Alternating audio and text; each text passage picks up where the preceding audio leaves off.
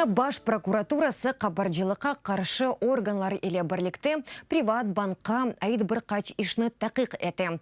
Бұны баш прокурор Юрий Луценко білдіре. Оның сөзлеріне көре, әнді 700 ташынмас мүлкінің объекті апис етілген. Малия Мойсесінің Одунч комитетінің азаларына қабатлар азарланыла.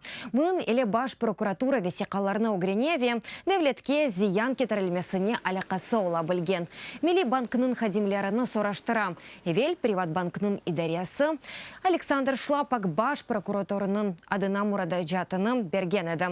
Онда банкның сабық ребері мелелештіруінден Евел қанунсыз әмелиятларына кечергені қайд етілген еді.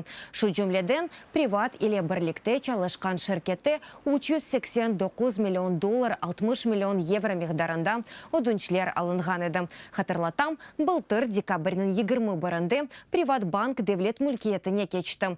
Оның эвелке сайыплері Игорь Коломойский вен Геннадий Боголюбовдар.